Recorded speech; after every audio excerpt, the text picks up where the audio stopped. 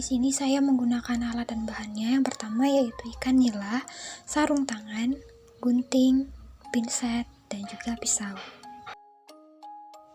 Selanjutnya yaitu karakteristik ikan nila atau Oreochromis niloticus. Karakteristik yang pertama yaitu memiliki warna hitam keabuan. Salah satu ciri ikan nila yaitu memiliki warna tubuh keabuan dan kebanyakan hitam. Ciri selanjutnya yaitu ikan nila juga dikenal sebagai salah satu jenis hewan pemakan segala atau omnivora. Kebanyakan makanan ikan nila berupa gulma dan juga lumut. Ciri selanjutnya dari ikan nila sendiri yaitu sangat cepat berkembang biak, di mana ikan nila akan menggali dasar tanah yang ada di dalam air dan meletakkan telur tersebut di dalam lubang. Ciri terakhir dari ikan nila yaitu memiliki gurat sisi ikan. Fungsi dari gurat ini yaitu untuk memberikan keseimbangan pada saat berenang. Selanjutnya yaitu pembersihan sisik ikan. Pembersihan sisik ikan ini dilakukan dengan tujuan agar pada saat pembedahan ikan tersebut tidak terjadi kesulitan. Selanjutnya yaitu pembedahan ikan nila atau Oreochromis niloticus.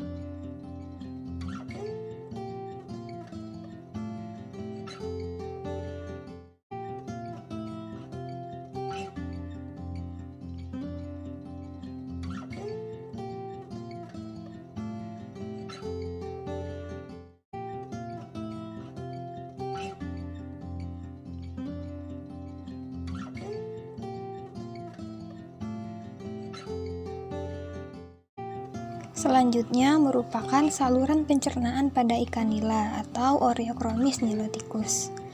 Jadi, pertama, proses pencernaan itu berawal di mulut. Pencernaan terjadi secara mekanik. Di mulut ini terdapat lidah yang kecil dan gigi-gigi. Makanan nantinya akan dilewatkan ke dalam esofagus.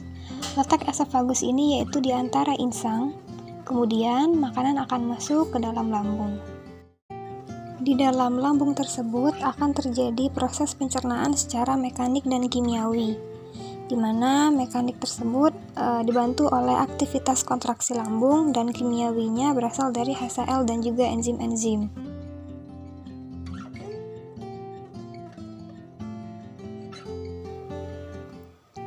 Itu merupakan organ dari lambung yang menyambung dengan usus.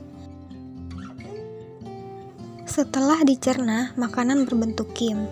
Kim ini akan masuk ke dalam usus yang menyambung dari lambung ke usus. Di usus terjadi penyerapan absorpsi nutrisi, air, dan proses-proses lainnya, dan nantinya akan disalurkan ke ujung rektum. Di situ merupakan ujung rektumnya.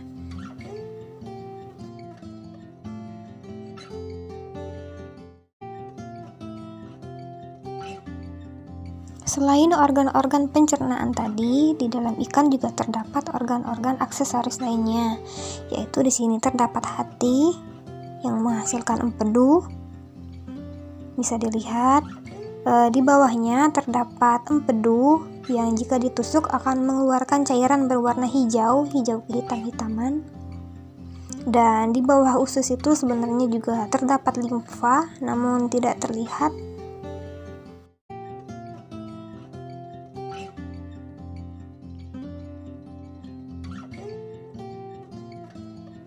Baiklah, di sini saya akan mengeluarkan organ-organnya terlebih dahulu agar lebih mudah untuk dilihat.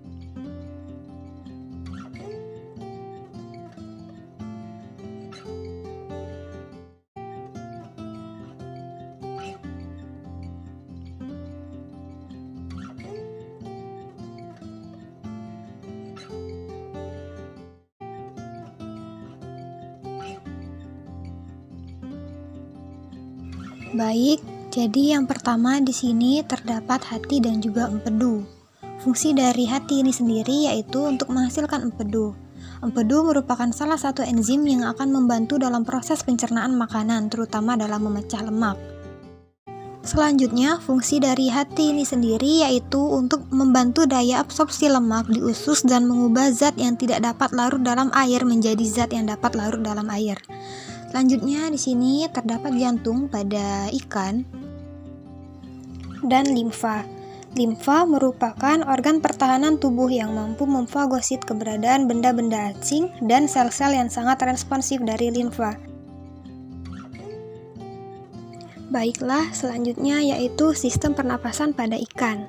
Proses pernapasan pada ikan ini diawali oleh oksigen yang dibawa bersama air kemudian dialirkan menuju insang. Saat melakukan pernapasan, tutup insang juga membuka dan menutup. Pada saat fase inspirasi, mulut membuka yang membawa air masuk ke dalam mulut. Kemudian tutup insang akan menutup. Kemudian, oksigen akan diserap oleh kapiler-kapiler darah pada lembaran-lembaran tipis insang. Kemudian, kapiler-kapiler darah tersebut mengangkut oksigen yang dibawa menuju jaringan-jaringan yang membutuhkan.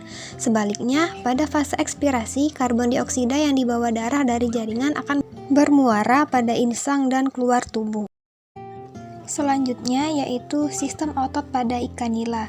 Di sini terdapat 3 bagian pada otot ikan nila. Yang pertama yaitu vertical septum, yang kedua epixial myotomes, dan yang ketiga intracarinalis. Sistem otot pada ikan relatif sama dengan sistem otot pada vertebrata daratan. Sebagian besar dari otot tersusun atas miotom-miotom. Kontraksi dari miotom ini disesuaikan dengan bentuk tubuh ikan itu sendiri. Segmen otot pada bagian dorsal disebut otot epaksial dan segmen otot pada bagian ventral disebut otot hipaksial. Selanjutnya yaitu sistem urogenital. Sistem urogenital ikan yang utama yaitu dengan adanya 2 buah ginjal yang berukuran relatif panjang. Terdapat pula ureter yang merupakan saluran kencing bagi ikan. Selain itu, pada sistem urogenital ikan terdapat pula alat kelamin berupa gonad. Untuk jantan disebut testis yang berwarna putih dan pada betina disebut ovarium. Itulah tadi merupakan proses pembedahan ikan nila atau Oreochromis niloticus. Terima kasih atas perhatiannya. Saya akhiri, wabillahi taufiq wal hidayah. Wassalamualaikum warahmatullahi wabarakatuh.